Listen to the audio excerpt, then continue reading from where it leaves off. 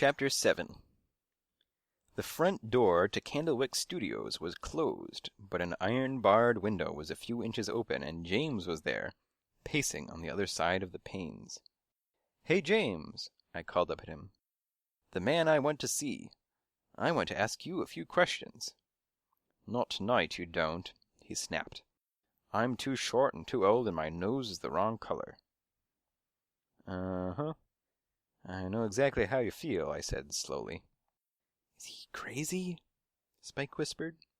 "He's an actor," I explained. "Then I'm leaving," Spike whispered. "I've had enough of actors to last me another year. See you later, Sam."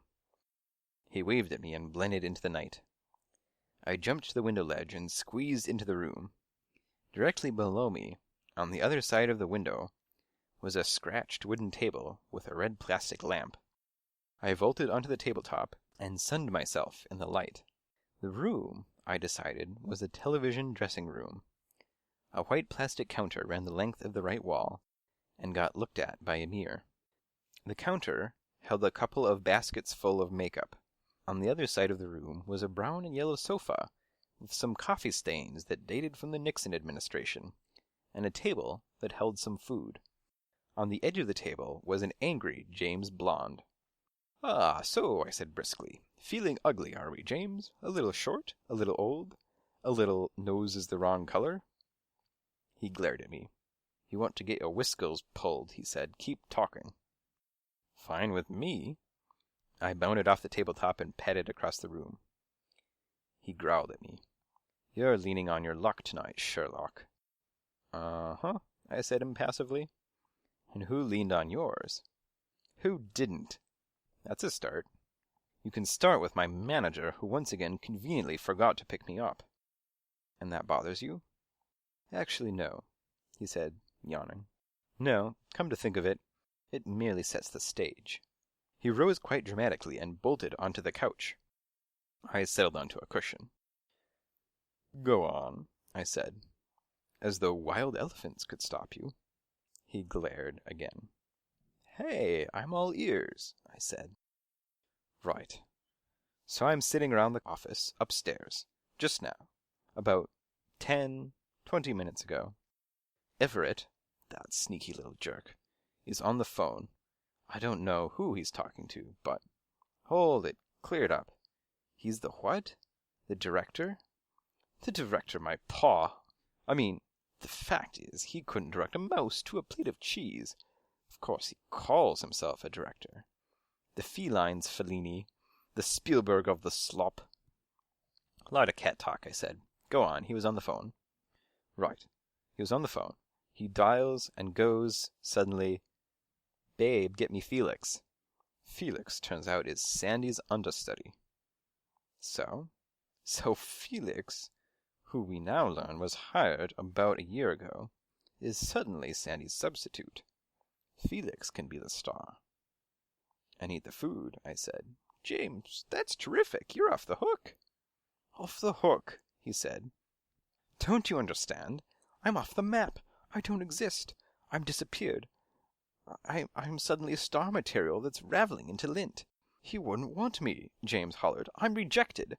I'm disgraced. I'm too short and too old, and my nose is the wrong color." I stared at him. "But James," I said, "you didn't want the job." He stopped, thought it over. He thought about it hard. Then he jumped to the sofa back and eyed himself in the mirror. Then he smiled quite winningly. "Right," he said. "Absolutely dead on right. Now you wanted to ask some questions." I blew a sigh of relief. "Okay," I said, looking at him. "Sandy was kidnapped." "Oh, no. Are you serious?" "As serious as mumps." "Good Lord. And I've been sitting here and blathering about my nose. What's the story?" I told him. He listened with the full force of actor's concentration. "All right," he said, nodding. "So the question would be... what?" "So the question would be the motive. They picked him up at the deli. Question, were they going after Sandy in particular, or only after a cat? I mean, any cat. Alley cat. Tomcat. Stray." He nodded. Tricky question there.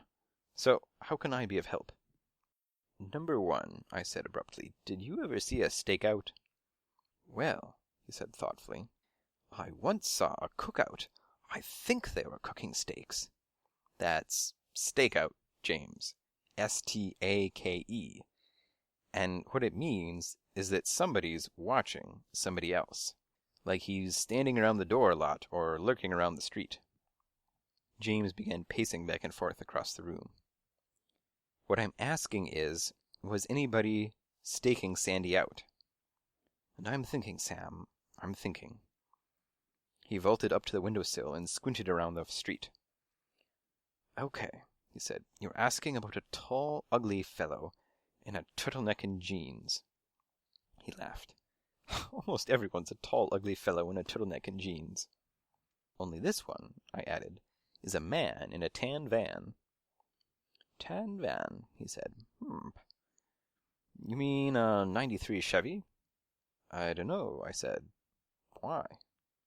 Because it just parked at Candlewick. I leapt off the sofa and bounded across the room.